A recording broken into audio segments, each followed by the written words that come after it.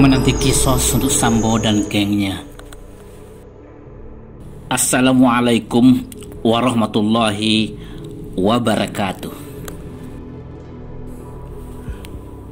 Saudara, sebagaimana dibahas pada edisi sebelumnya, peristiwa Sambo benar-benar telah menyedot perhatian anak bangsa akhir-akhir ini. Salah satu aspek yang menjadi perhatian masyarakat adalah sistem hukum, khususnya hukum pidana di negeri ini, yang sepertinya tidak mangkus memberantas tindak pidana, bahkan terkesan menumbuh subur tindak pidana itu sendiri. Kuriositas, keingintahuan kita tentang apa yang terjadi dengan hukum di negeri ini semakin tak terbendung.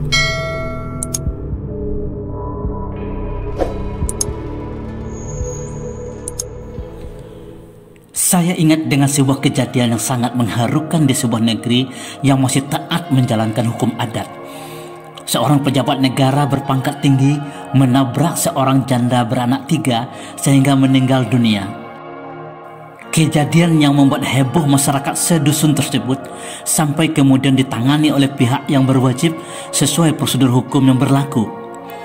Demi keamanan jiwa, sang pejabat ditahan di markas polisi setempat sambil menunggu proses penegakan hukum. Setelah melalui proses hukum sesuai prosedur dan sistem hukum yang berlaku, pejabat tersebut dinyatakan bersalah dan dijatuhi hukuman 4 tahun penjara.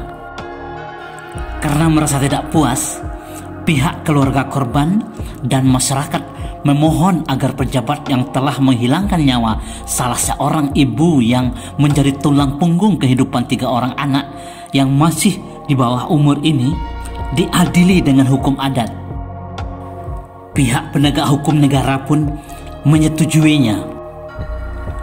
Setelah melalui proses persidangan yang menyedot perhatian masyarakat satu kampung, akhirnya sang pejabat dijatuhi kisos, hutang nyawa, ganti nyawa, hukum mati sesuai dengan syariat Islam yang menjadi sandi adat masyarakat tersebut.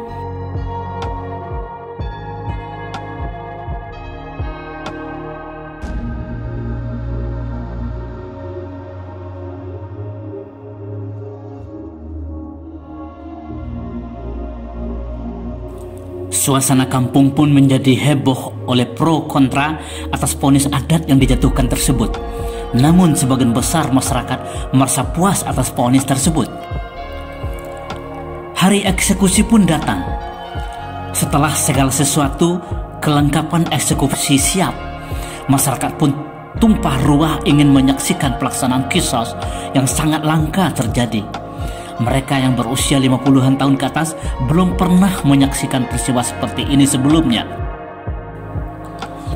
Setelah sang eksekutor adat siap dengan peralatan eksekusinya, masyarakat tegang menunggu akhir hayat seorang pejabat yang telah menghilangkan nyawa seorang perempuan anggota masyarakat adat mereka. Suasana pun semakin tegang saat salah seorang pemimpin adat mulai menghitung 1 sambil melihat ke arah ahli waris 3 orang anak yatim piatu yang menjadi korban kecelakaan maut tersebut.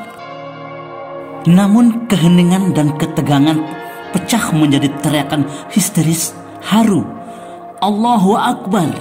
Pada saat hitungan ketiga, anak laki-laki tertua korban mengangkat tangannya sambil berteriak, "Tunggu, kami telah memaafkan dia."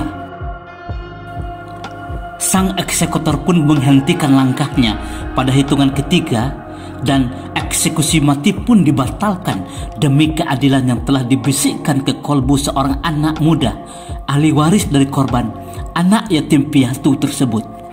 Akhirnya sang pejabat tersebut berdiri merangkul ketiga anak almarhumah dan menyatakan di depan masyarakat bahwa ketiga anak tersebut diangkat menjadi anaknya, saudara dari 2 orang anak kandungnya yang sebaya dengan mereka. Dia berjanji memenuhi semua kebutuhan hidup ketiga anak yatim piatu tersebut sampai pada jenjang pendidikan tertinggi. Saudara, kejadian Sambo telah mendorong saya untuk mencari tahu dan memahami sistem hukum pidana yang diterapkan di negeri ini dan syariat Islam, khususnya kisos. Salah satu karakteristik yang menonjol pada sistem hukum pidana yang sedang berlaku di negeri ini adalah bahwa pelaku kejahatan diancam dengan hukuman maksimal, sehingga hakim mempunyai hak peluang untuk menjatuhkan vonis di bawah dari ancaman hukuman tersebut. Dalam kasus Sambo umpamanya, FS dan gengnya termasuk istrinya memang diancam hukuman mati. Namun hakim diberikan kewenangan untuk menjatuhkan vonis sesuai dengan keyakinan hakim. Bisa 20 tahun penjara, bisa 15 tahun, bahkan 10 tahun penjara sekalipun. Namun kisos yang diperintahkan oleh Allah Subhanahu wa Ta'ala terhadap pelaku jenayah, perbuatan yang menyebabkan terjadinya kerusakan fisik sampai kematian orang lain, tidak seperti yang digemborkan oleh penganut dan penyebar ideologi sekularisme yang menyebarkan rasa takut dan kebencian terhadap Islam, Islamofobia. Memang kisos itu terkesan dan dikesankan kejam dan menakutkan bagi pelaku dan mereka yang membela kejahatan.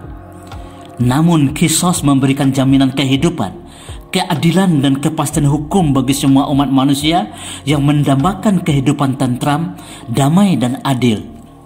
Sistem hukum pidana yang diterapkan di Indonesia hari ini memberikan kewenangan sepenuhnya kepada hakim untuk memutuskan hukuman yang dijatuhkan kepada pelaku kejahatan, termasuk tindak pidana yang merugikan seseorang, bukan masyarakat atau negara.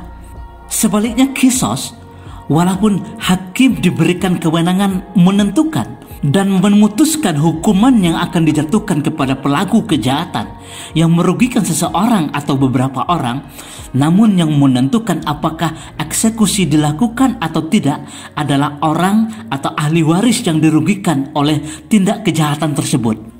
Semoga Allah Subhanahu wa Ta'ala memberikan hidayahnya kepada kita semua dalam membangun sistem hukum yang adil dan beradab di negeri yang bersila kemanusiaan yang adil dan beradab berdasarkan ketuhanan yang Maha Esa.